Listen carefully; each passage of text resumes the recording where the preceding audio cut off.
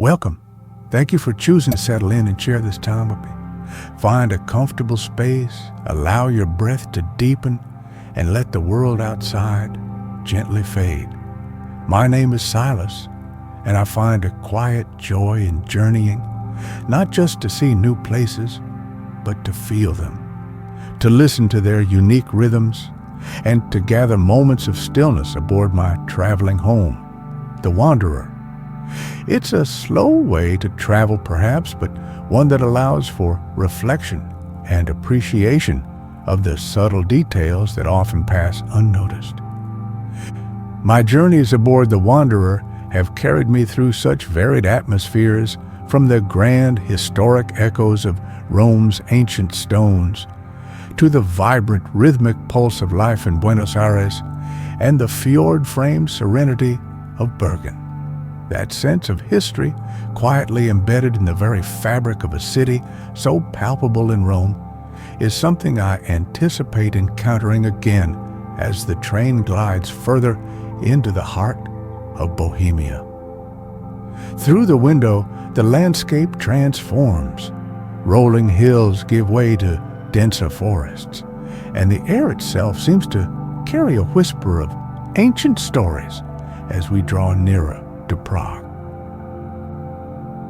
In the chapters ahead, as we explore the storied streets of Prague, I find myself particularly curious about the famed Old Town Astronomical clock, wondering if I can observe its intricate craftsmanship in a moment of quiet, away from the usual bustle.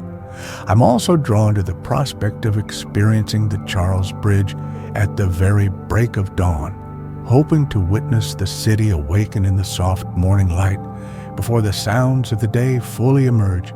And I've heard tell of certain secluded historical nooks, almost like hidden villages within the city, where an older, more profound quiet might still reside, a silence I am keen to seek out.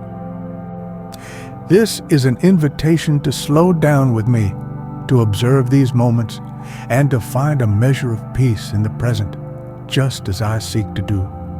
Let the gentle sounds of the journey soothe you as we arrive and begin to explore the calm atmosphere of Prague together. If you find comfort and tranquility in sharing these experiences, perhaps consider liking this recording or subscribing to the channel to join me as the journey continues. For now, let us begin.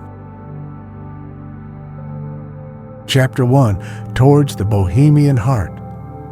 The gentle rhythmic sway of the Wanderer is a familiar comfort, a lullaby that has accompanied me across countless miles.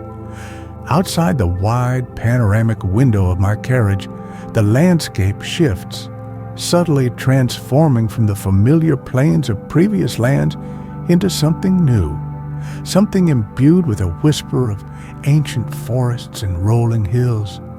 This is the Czech countryside unfolding before me like a well-loved storybook.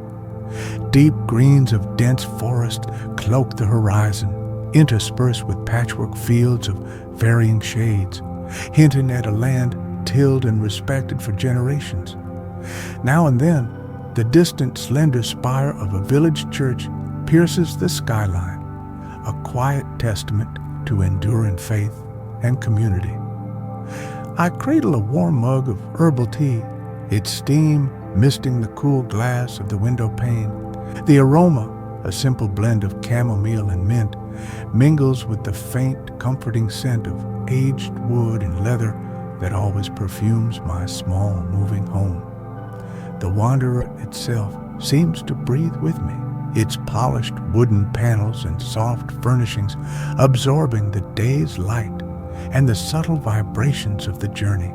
Each carefully chosen item in this space, the worn books, the brass lamp on my writing desk, the soft throw on the armchair, contributes to a sense of peace, a mobile sanctuary where I can observe the world while remaining cocooned in familiar stillness.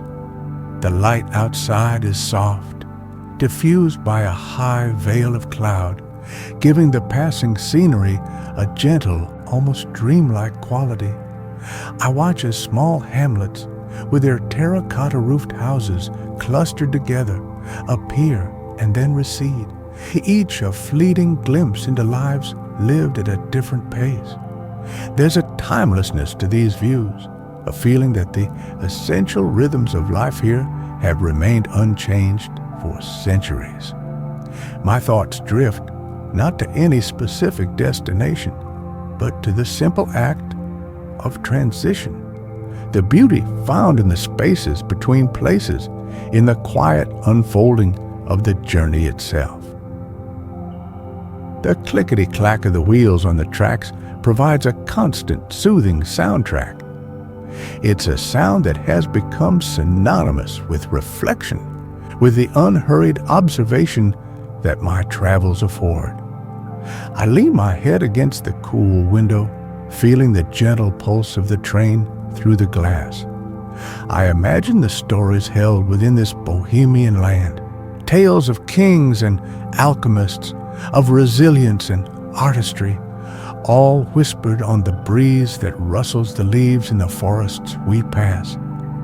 There's an anticipation building within me, not an eager restlessness, but a quiet curiosity about Prague, the city of 100 spires, which awaits at the end of this gentle passage.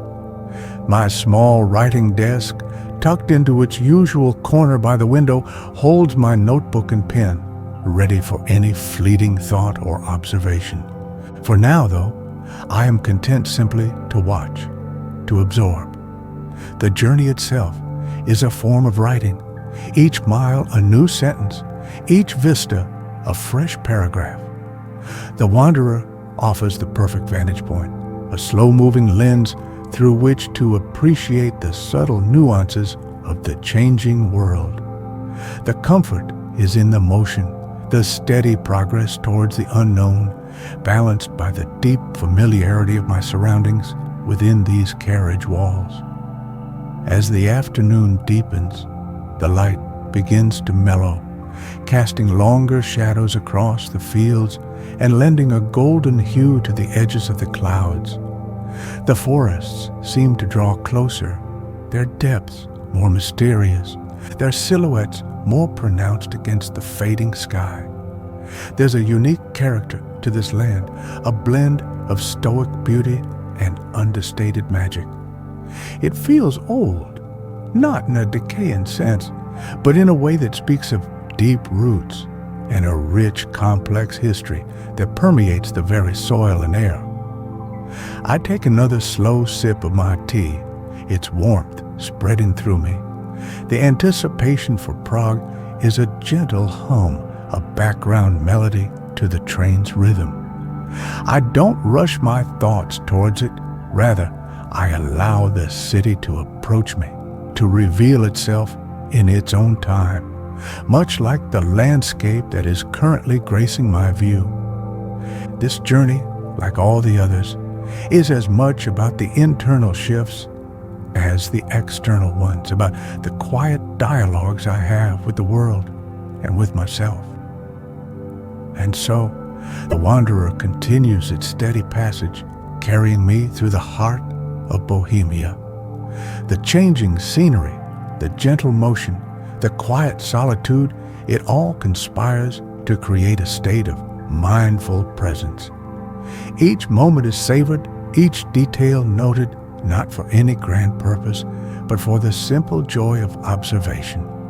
The world outside is a painting in motion, and I am its privileged, peaceful observer, moving ever closer to the gentle echoes of Prague. Chapter 2. First glimpse of Spires. The familiar rhythm of the wanderer gradually slows, the clickety-clack of the wheels softening as we glide into the outskirts of Prague. The pastoral scenes of the countryside give way to more structured landscapes, hinting at the city's embrace. Then, with a final gentle sigh of its brakes, my train comes to a halt within the grand expanse of Hlavní Nádraží, Prague main station. I take a moment, collecting my small leather satchel, breathing in the unique scent of my carriage, one last time before stepping out onto the platform. The station itself is a magnificent welcome, an Art Nouveau masterpiece that speaks of a bygone era of opulent travel.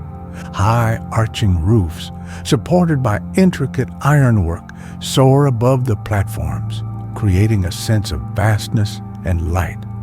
Sunlight, though somewhat muted by the grand scale of the structure, filters down, illuminating the faded grandeur of the station's details. There's a gentle hum of travelers, a murmur of Czech voices mixed with other languages, but it's not overwhelming. Rather, it's a soft symphony of a city in motion, a city that has welcomed visitors for centuries. I navigate calmly towards the station's main hall, my footsteps echoing slightly on the worn, patterned tiles. The air is cooler here, carrying the faint, indefinable scent of an old, bustling European city, a hint of stone, old paper, and perhaps distant coffee. I pause near the ornate central dome, looking up at the sculpted figures and decorative flourishes. It feels like stepping into a carefully preserved piece of history, a gateway, designed not just for transit, but for arrival with a sense of occasion. The blend of historical elegance and the quiet, purposeful energy of the people moving through the space is captivating. Outside the station, the city of Prague begins to reveal itself. I opt for a tram, wanting to see the streets unfold at a more human pace. As the tram rattles gently along the tracks, I find a seat by the window, my gaze drawn to the ornate facades of the buildings. Each one seems to possess its own character, adorned with sculptures, intricate window frames, and varying hues of pastel and stone. And then I catch my first proper glimpse of them, the famed spires of Prague, piercing the skyline, sharp and elegant against the soft gray canvas of the sky. They are more numerous, more delicate than I had imagined. The tram journey is a gentle immersion. I observe the flow of daily life, people walking with quiet purpose, cyclists navigating the cobblestone streets, glimpses into small shops and cafes. The architecture is a constant source of wonder, a tapestry woven from Gothic, Renaissance, Baroque, and Art Nouveau threads, all coexisting in a harmonious, if somewhat elaborate, display. There's a fairy tale quality to it, an atmosphere that seems to hum with untold stories and hidden histories, and yet it feels entirely real, a living, breathing city. My destination is Nový Svět, a small, almost hidden street near Prague Castle, described in my guidebook as an oasis of tranquility. The tram takes me part of the way, and then I continue on foot, the sounds of the main thoroughfares gradually receding. The streets become narrower, the buildings more modest, but no less charming. The air grows quieter, the pace slower. It feels as though I am stepping back in time into a more secluded, almost village-like corner of this sprawling city. The initial impressions of Prague are of a city that wears its history with a quiet dignity. It's not a place that shouts its beauty, but rather whispers it, inviting closer inspection, rewarding the observant eye. There's a depth here, a sense of layers accumulated over centuries, visible in the worn stones, the slightly faded paint, the very air that seems to hold the echoes of the past. I feel a sense of calm anticipation, eager to explore these streets, to listen to their stories. As I walk, the satchel on my shoulder feels light, carrying only the essentials. The real journey, the internal one of exploration and observation, is just beginning. The grandeur of the station, the unfolding streetscapes, the first sight of those iconic spires, These are the opening notes of Prague's gentle symphony, and I am ready to listen. Chapter 3. A Nook in Nový Svět. Following the directions from my guidebook, I find myself turning onto a narrow, winding cobblestone lane. This, I realize with a gentle sense of discovery, is Nový Svět. The name, meaning New World, feels almost ironic, given the street's palpable sense of underscore age and its secluded old world charm. The bustling sounds of Prague seem to have vanished completely, replaced by a profound, almost reverent quiet. Small, picturesque houses, painted in soft, muted colors, line the lane, each with its own unique character, some adorned with quaint signs or blooming window boxes.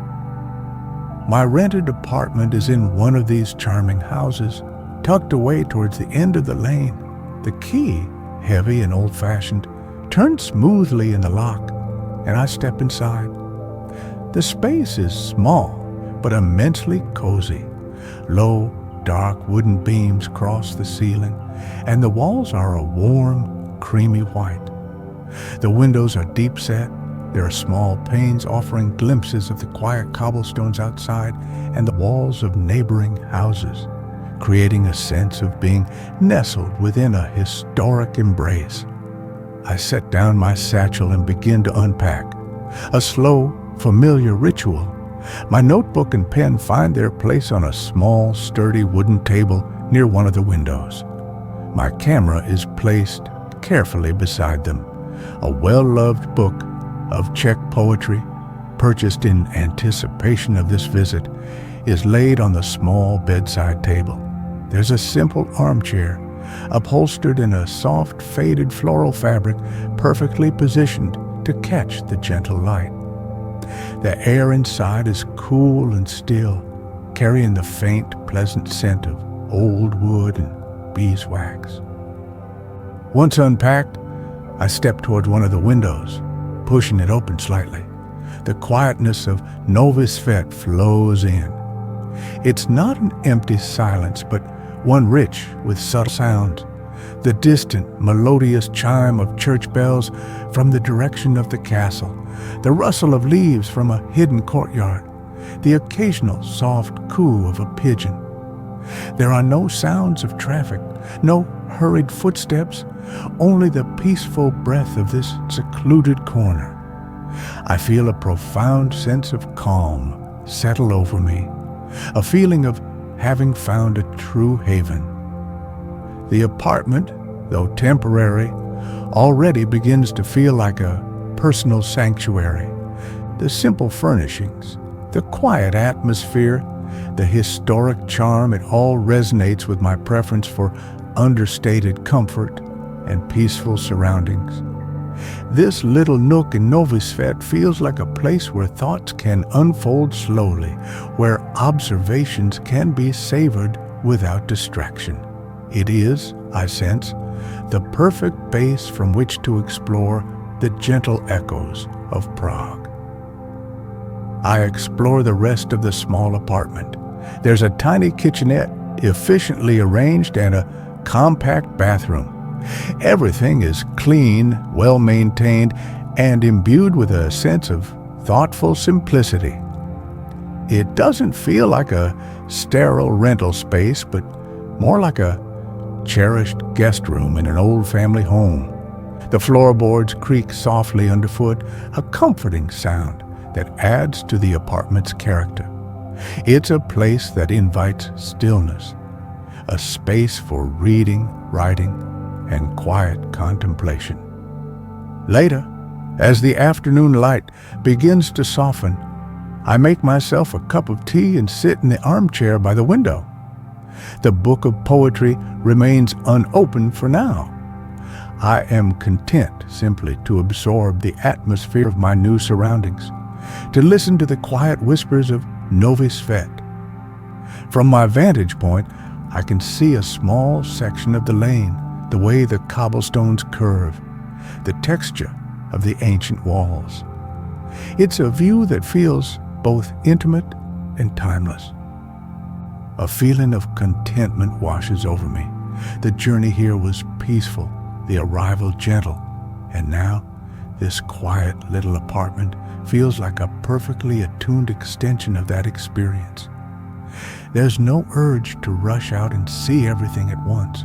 Prague, I sense, is a city to be discovered slowly, its treasures revealed not through hurried sightseeing, but through patient wandering and quiet observation. And this tranquil nook in Nový, Svět, I believe, will be the ideal starting point for such an exploration. Chapter 4. Charles Bridge at Dawn.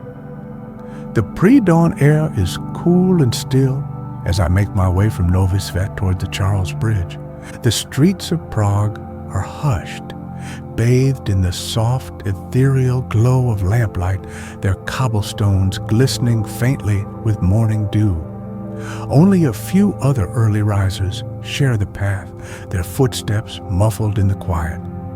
My own steps are slow, measured, savoring the rare tranquility of a city that will soon awaken to its daily rhythms. The sky above is a deep indigo, just beginning to show the faintest hint of pearl along the eastern horizon. Reaching the bridge, I find it almost deserted, a stark contrast to the bustling crowds it will host later in the day. This is the Charles Bridge I had hoped to see, a silent sentinel arching gracefully over the dark, slumbering waters of the Vltava River. The stone beneath my feet feels ancient, worn smooth by centuries of pilgrims, merchants, and wanderers. I begin my walk across, pausing frequently to admire the statues of saints that line its balustrades. In the dim light, they are imposing silhouettes, their features gradually taking form as the dawn approaches. A light mist rises from the Vltava, swirling around the bridge's pillars and softening the outlines of the distant Prague castle complex, which looms majestically on the hill. The air is fresh, carrying the clean scent of the river and the cool dampness of the morning. The only sounds are the gentle lapping of water against the stone, the distant cry of a waking bird, and the soft whisper of the breeze through the arches. It's a profoundly peaceful experience, standing here in the heart of the city, yet feeling a world away from its usual energy. As I reach the center of the bridge, I lean against the cold stone parapet, looking east. The first true rays of sunlight begin to pierce the horizon, painting the underside of the clouds in hues of soft pink and pale gold. The light catches the surface of the Vltava, transforming it into a ribbon of molten silver. The spires of the old town, touched by this nascent glow, seem to awaken, their tips catching the light like gilded beacons. It's a moment of quiet magic, a daily spectacle often missed by those who sleep. The statues themselves seem to watch the sunrise with me, their stone faces, weathered by time and elements, holding a silent wisdom. I trace the lines of their robes, the expressions captured by sculptors long ago. Each one tells a story, a fragment of faith, history, and artistry. The famous statue of St. John of Nepomuc, with its polished bronze plaques, gleams faintly in the growing light. I feel a sense of connection to the countless souls who have stood on this very spot, witnessing similar dawns throughout the centuries. The city slowly begins to stir. A lone rower glides silently down the river, their oars dipping with a quiet rhythm. The first few delivery vehicles begin to rumble in the distance. But here, on the bridge, the stillness lingers. The light grows stronger, clearer, chasing away the last vestiges of night and revealing the intricate details of the surrounding architecture. The colors of the buildings along the riverbanks intensify, their pastel facades glowing warmly. Prague Castle, now fully illuminated, stands proud and serene. I turn my gaze westward towards Malá Strana, the lesser town, its charming rooftops and narrow streets still nestled in soft shadow. The contrast between the sun-kissed old town and the more shaded lesser town is beautiful, a play of light and shadow that defines the city's character. I take out my camera, not to capture the scene in a hurried snapshot, but to compose a few thoughtful images, trying to convey the peace and ethereal beauty of this moment. My walk back across the bridge is unhurried. The mist has largely dissipated, and the details of the city are sharp and clear. A few more people are now present, photographers, early morning joggers, a couple holding hands, all sharing in this quiet spectacle. The Charles Bridge at dawn is a revelation, a reminder that even the most famous landmarks can offer moments of profound intimacy and tranquility if one seeks them at the right time. It's a gentle echo of Prague that will resonate deeply within me. Chapter 5. Whispers in St. Vitus's Light. The ascent to Prague Castle is a gentle climb, the cobblestone lanes of Malá Strana giving way to the grand courtyards of the castle complex. I arrive relatively early, hoping to experience St. Vitus Cathedral before the largest crowds descend. The sheer scale of the cathedral is awe-inspiring, even from the outside, its Gothic spires reaching toward the sky with an almost impossible grace, intricate stone carvings adorning every surface. There's a sense of gravitas, of centuries of history and devotion concentrated in this one magnificent structure. Stepping inside, I am immediately enveloped by a cool, hushed atmosphere. My gaze is drawn instinctively upwards, following the soaring lines of the Gothic vaults that seem to dissolve into the shadowed heights.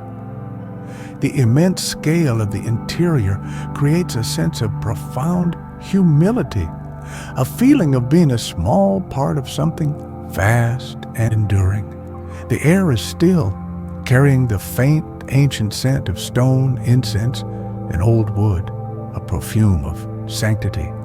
Soft, muffled sounds, a distant footstep, a whispered prayer only serve to accentuate the overwhelming sense of peace. My primary interest today, however, is the light specifically. The light as it filters through the cathedral's renowned stained glass windows. I move slowly along the side aisles, pausing before each monumental window. Many are works of art in their own right, depicting biblical scenes and saints in vibrant, jewel-like colors. But it is the windows designed by the Czech Art Nouveau master Alfons Mucha that particularly captivate me. His distinctive style, with its flowing lines and ethereal figures, translates beautifully into the medium of stained glass.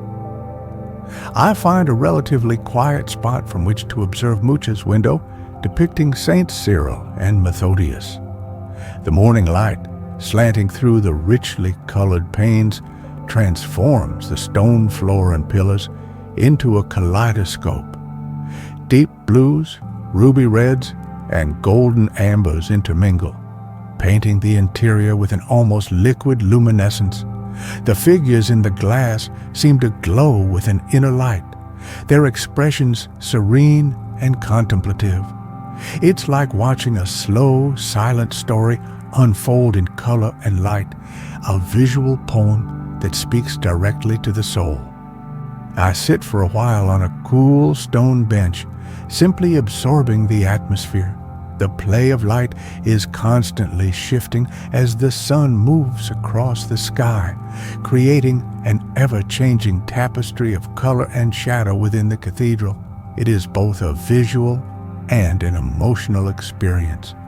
There's a deep sense of peace in this space, a feeling that transcends religious denomination and speaks to a universal human appreciation for beauty, artistry, and the search for meaning. The whispers I hear are not just those of other visitors, but the whispers of history, of countless artisans who poured their skill and devotion into creating this sacred place. Around me, other visitors move with a similar reverence, their voices hushed, their gazes lifted. Some light candles, there are small flames adding tiny points of warmth to the vastness. Others simply stand, lost in thought, perhaps finding a moment of solace or inspiration. The cathedral, despite its grandeur, manages to feel like an intimate space for personal reflection. The sheer artistry of the architecture, the sculpture, and the stained glass creates an environment conducive to introspection. I take a few discreet photographs, not to document every detail, but to capture the feeling of the light, the way it interacts with the stone and illuminates the space. It's a challenge to convey such an experience through a lens, but the attempt itself is a form of deeper observation. I notice the subtle textures of the ancient walls, the intricate patterns in the vaulted ceiling, the way dust motes dance in the shafts of sunlight. Each detail contributes to the overwhelming sense of history and artistry. Leaving the cathedral, I step back out into the bright daylight of the castle courtyard, my eyes slowly readjusting. The vibrant colors of the stained glass linger in my mind, a beautiful afterimage. St. Vitus is more than just a building. It's a vessel of light, history, and human aspiration. The gentle echoes from within its walls are of faith, art, and the enduring power of beauty to elevate the human spirit. It's a profound experience, one that will stay with me long after I've left its sacred precincts. Chapter 6. Astronomical Serenity, Old Town Square. The Old Town Square, Staromestské náměstí, is undoubtedly one of Prague's most vibrant and historic hearts. Even in the earlier part of the day, a gentle energy permeates the vast open space, but it's a far cry from the throngs that will gather later. I find a comfortable wooden bench on the quieter eastern edge of the square, offering a good vantage point towards the old town hall tower and its famous astronomical clock, the horloge.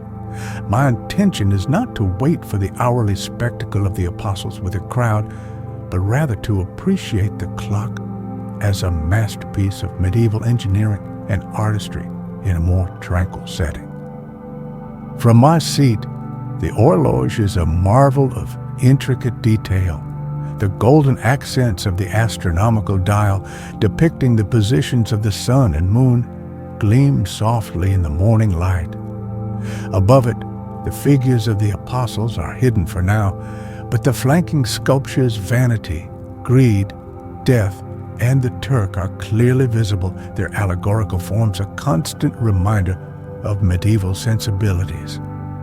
The calendar dial below, with its zodiac signs and scenes representing the months, adds another layer of complexity and beauty. It's a timepiece that measures not just hours, but also celestial movements and the passage of seasons. The square itself is a stunning panorama of architectural history. Colorful buildings, their facades a harmonious blend of Gothic, Renaissance, and Baroque styles, frame the open space. The twin spires of the Church of Our Lady before 10, dark and dramatic, dominate one side, while the elegant Baroque lines of St. Nicholas Church grace another. Each building seems to have its own story, its own unique character, contributing to the square's rich tapestry. The pastel hues of the houses, soft pinks, pale yellows, gentle greens create a cheerful, inviting atmosphere despite the imposing history they represent. I sit quietly, observing the gentle flow of life. A few early tour groups move with their guides, their voices a low murmur. Locals cross the square on their way to work or errands, their pace unhurried. Pigeons strut and coo on the cobblestones, occasionally taking flight in a sudden flutter of wings. The air is fresh, carrying the distant scent of coffee and pastries from nearby cafes. There's a peaceful rhythm to the square at this hour, a sense of a city waking up gracefully. My gaze returns to the horloge. I reflect on the centuries it has witnessed, the countless events that have unfolded in this very square. It has marked time for joyous celebrations, solemn occasions, and moments of profound historical change. Its continued operation is a testament to the ingenuity of its creators and the dedication of those who have maintained it through the ages. There's a comforting sense of continuity in its presence, a link between Prague's past and its present. I appreciate the craftsmanship, the sheer audacity of creating such a complex instrument so long ago. I take out my notebook, not to write extensively, but to jot down a few impressions, the precise shade of blue on the astronomical dial, the way the sunlight catches the golden rooster perched above the clock, the peaceful expressions of the people sitting on nearby benches. These small details, I find, are often the ones that linger longest in the memory, the quiet anchors of an experience. The act of writing them down helps to solidify them, to give them a gentle permanence. A street musician begins to play a soft melody on an accordion near the Jan Hus Memorial, the gentle notes drifting across the square, adding another layer to the peaceful ambience. It's not intrusive, but rather a fitting soundtrack to the morning's quiet contemplation. The sun climbs higher, warming the stones and casting sharper shadows. The colors of the buildings seem to deepen, their details becoming more defined. The square feels alive, yet serene. Even without the hourly show of the apostles, the astronomical clock exudes a quiet dignity and an undeniable charm. Its beauty lies not just in its mechanical ingenuity, but in its artistic execution and its symbolic weight. It is more than just a timekeeper. It is a storyteller, an astronomer, and a work of art all in one. Spending this quiet time in its presence, observing it without the usual hustle and bustle, feels like a privilege, another gentle echo of Prague's timeless allure. Chapter 7. Reflections on the Vltava, Kampa Island. A short, picturesque walk from the Charles Bridge leads me to Kampa Island, a tranquil oasis nestled between the main stream of the Vltava River and its narrow man-made offshoot, the Sertovka, or Devil's Stream. Stepping onto the island feels like entering a different, more serene world, even though the bustling heart of Prague is just moments away. The sounds of the city soften here, replaced by the gentle murmur of water and the rustle of leaves from the mature trees that grace the island's parks and pathways. My first encounter is with the charming old mill wheel, the Grand Priory Mill, which still turns slowly, its wooden paddles dipping into the Kurtovka with a rhythmic creak and splash. The water in the channel is calm, reflecting the colorful facades of the houses that line its banks, creating a scene reminiscent of a miniature Venice. I pause on one of the small bridges that span the Sertovka, watching the water flow, observing the way the light dances on its surface. It's incredibly picturesque, a photographer's delight, But more than that, it's deeply peaceful. I wander along the pathways that meander through Kampa Park, a green expanse that offers lovely views across the main Vltava towards the old town.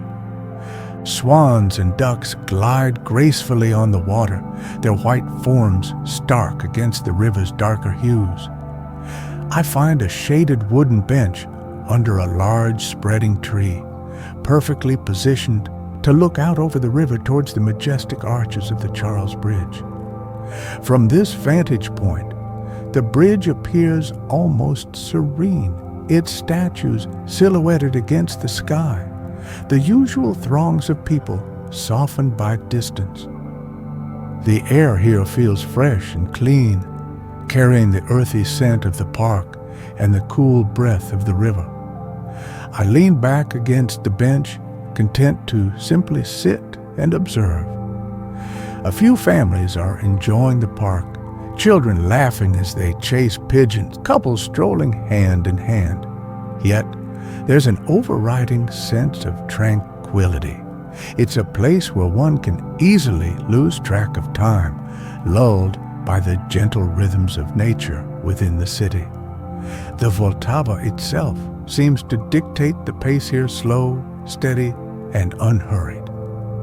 I take out my sketchbook and a soft pencil, deciding to capture the scene before me not in photographic detail, but as an impression of light, form, and feeling. The curve of the river, the line of the bridge, the distant spires of the old town. The act of sketching slows down my observation even further, forcing me to notice the subtle interplay of shadows, the textures of the stone and water, the way the trees frame the view. It's a meditative process, a quiet dialogue with the landscape. Later, I continue my stroll along the water's edge, discovering small hidden spots where stone steps lead down to the river. The reflections on the Vltava are captivating, the grand buildings lining the opposite bank, the sky above, all mirrored in the gently moving surface. It's a constantly shifting artwork created by light and water. I think about the river's central role in Prague's history, a lifeblood for trade, a source of inspiration for artists and poets, a silent witness to centuries of change. Kampa Island feels like Prague's gentle green heart. It's a place for quiet contemplation, for leisurely walks, for simply being present in the moment. The contrast between the island's peacefulness and the vibrant energy of the nearby city center is striking, highlighting Prague's ability to offer both excitement and serenity. It's a city of many layers, and Kampa reveals one of its most soothing and picturesque. As the afternoon wears on, I find a small cafe with outdoor seating overlooking the Světovka. I order a simple glass of chilled water with lemon, savoring the cool refreshment and the peaceful view. The old mill wheel continues its gentle turning, a constant hypnotic rhythm. Kampa Island is a reminder that even in the midst of a great city, pockets of profound peace can be found, offering respite and a chance to connect with the simpler, quieter beauties of the world. These reflections on the Vltava are a cherished memory in the making. Chapter 8. In the Shadow of Petřín Hill. Deciding on a gentle afternoon excursion, I make my way towards Petřín Hill, the prominent green rise that forms a lovely backdrop to the Malá district. Rather than taking the funicular, I opt for a slow, meandering walk up one of the winding paths that crisscross its lower slopes, wanting to experience the ascent gradually and immerse myself in the park's natural beauty. The air grows cooler and fresher as I climb, the sounds of the city below becoming more muted, replaced by the chirping of birds and the rustle of leaves. in the gentle breeze. The lower slopes of Petřín are adorned with well-tended orchards and rose gardens. Even if not in full bloom, the structure of the gardens, the carefully pruned trees, and the scent of earth and greenery create a wonderfully calming atmosphere. I pass families enjoying picnics on the grassy areas, couples walking hand in hand along the pathways, and individuals simply sitting on benches, reading or gazing out at the view. There's a relaxed, unhurried pace to life here, a world away from the more tourist-frequented areas of the city. As I ascend, clearings in the trees begin to offer tantalizing glimpses of Prague spread out below. The iconic red rooftops, the countless spires, the winding course of the Vltava River all come into view, creating a breathtaking panorama. Each new vantage point seems to offer a slightly different perspective, a new angle from which to appreciate the city's unique layout and architectural splendor. I pause frequently, not just to catch my breath, but to savor these unfolding views, to let their beauty sink in. I find a secluded wooden bench, partially shaded by an old apple tree that offers a particularly expansive view across the Vltava towards the old town and beyond. From this height, the city looks almost like a miniature model, intricate and detailed. The sounds that drift up are softened by distance, the faint chime of church bells, the distant hum of traffic, all blending into a gentle urban soundscape. It's a perfect spot for quiet contemplation, for reflecting on the city and its many charms. I take out my water bottle and a small snack, enjoying a moment of simple refreshment amidst the beauty. The sun is warm on my face, and the breeze carries the faint, sweet scent of distant blossoms. I watch a hawk circling lazily overhead, its effortless flight a marvel of natural grace. Petřín Hill feels like Prague's green lung, an oasis of nature that offers both physical and mental respite. It's a reminder of the importance of these natural spaces within urban environments, places where one can reconnect with the earth and find a sense of peace. I don't feel the need to reach the very top of the hill where the lookout tower, a smaller version of the Eiffel Tower, stands. For me, the journey through the park, the quiet paths, and these mid-slope views are reward enough. It's the experience of being surrounded by nature with the magnificent city as a backdrop that I find most appealing. I observe the play of light and shadow on rooftops below, the way the clouds drift across the sky, painting an ever-changing canvas. After a while, I begin my descent, choosing a different, equally pleasant path. The walk downhill is easy, allowing me to continue admiring the views without exertion. I pass the Stefanik Observatory and the pretty Church of St. Lawrence, their presence adding to the hill's diverse attractions. The atmosphere remains consistently peaceful, a testament to the park's well-designed layout and its inherent natural charm. Petřín Hill offers more than just panoramic views. It offers a change of perspective, a chance to see Prague from a different angle, both literally and metaphorically. It's a place where the grandeur of the city meets the tranquility of nature, creating a harmonious blend. Spending an afternoon in its green embrace, in the gentle shadow of its slopes, is a deeply calming experience, another treasured echo of Prague's multifaceted beauty. Chapter 9, Farewell, City of 100 Spires. My time in Prague is drawing to a close, and a gentle melancholy, sweet rather than sad, settles over me. This evening, my last in the city, is dedicated to a quiet farewell, I choose to revisit Nový Svět, the tiny hidden street that has been my peaceful haven. As dusk begins to settle, the old-fashioned lanterns along the lane flicker to life, casting a warm, inviting glow on the cobblestones and the colorful facades of the small houses. The profound quiet I first encountered here returns, deepened by the approaching night.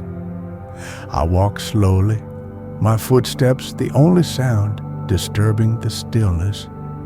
Each familiar doorway, each quaint window box, each slightly crooked roofline feels like an old friend. I pause outside the little house that has been my temporary home, looking up at the window of my apartment where a soft light still burns. It has been a perfect refuge, a place of calm and inspiration. I reflect on the quiet moments spent within its walls, reading, writing, simply gazing out at this timeless lane. My thoughts drift back over the past few days, a gentle catalog of cherished observations, the ethereal light filtering through St. Vitus's stained glass windows, the silent majesty of the Charles Bridge at dawn, the intricate dance of figures on the astronomical clock, the peaceful reflections on the Vltava from Kampa Island, the panoramic serenity of Petřín Hill. Each memory is a soft echo, a whisper of Prague's unique charm, its ability to blend grandeur with intimacy, history with a quiet, present beauty. Later, back in my small apartment, I begin the familiar ritual of packing my worn leather satchel. It's a simple task as I travel light, but it's always imbued with a sense of transition. Each item, my notebook filled with fresh observations, my camera holding new images, the book of Czech poetry, now bearing a few folded page corners, is carefully stowed away. These are not just objects, but vessels of experience, tangible reminders of my time in this enchanting city. Before closing my satchel, I stand by the open window one last time, breathing in the cool night air of Nový Svět. The scent of old stone and perhaps a hint of wood smoke from a distant chimney fills my senses. The distant chime of a clock tower marks the hour. There's a profound sense of peace in this moment, a feeling of gratitude for the beauty and tranquility I've been privileged to experience. Prague has offered its gentle echoes generously, and I have tried to listen with an open heart. The city, I feel, has a unique ability to soothe the soul. Its history is palpable, yet it doesn't feel oppressive. Its beauty is undeniable, yet it often reveals itself in quiet, unassuming ways. It's a city that invites you to slow down, to look closer, to appreciate the artistry and resilience woven into its very fabric. The warmth of its people, encountered in brief, kind interactions, has also left a lasting impression. As I prepare for sleep, I reflect on the nature of farewells. They are not just endings, but also quiet acknowledgments of what has been received. The essence of Prague, its gentle spirit, will travel with me, woven into the tapestry of my memories. The melancholy of departure is softened by the richness of the experience, by the quiet joy of discovery. The city of 100 spires has certainly lived up to its name, and each spire seems to hold a story, a dream, a silent prayer. Tomorrow, the wanderer will carry me onwards towards new landscapes and new experiences, but a part of me will linger here in these quiet cobblestone streets under the watchful gaze of ancient towers. Prague has been more than just a destination. It has been a gentle companion, a place that has resonated deeply with my own introspective nature. Its echoes will, I am sure, continue to sound softly within me for a long time to come. Chapter 10. The Vltava's melody lingers. The familiar gentle rumble of the wanderer beneath me is a comforting sensation as we begin to pull away from Praha Hlavní Nádraží. The grand Art Nouveau architecture of the station recedes slowly, its intricate details becoming softer, less defined with distance. I sit in my usual armchair by the large window, my gaze fixed on the city I am leaving behind. The initial urban sprawl gives way to glimpses of residential areas, their rooftops a patchwork of terracotta and gray, punctuated by the green of parks and gardens.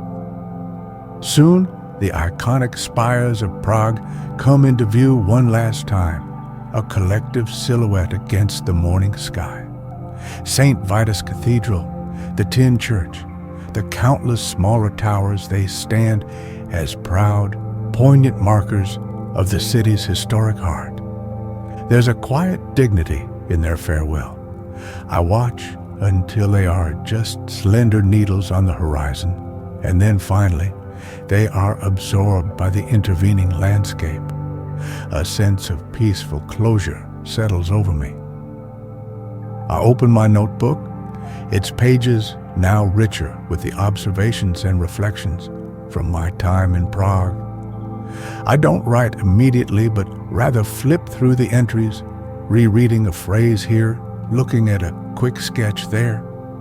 The words and images bring back the scent of old stone in Nový, Svět, the feel of the cool mist on the Charles Bridge, the vibrant colors of Mucha's stained glass.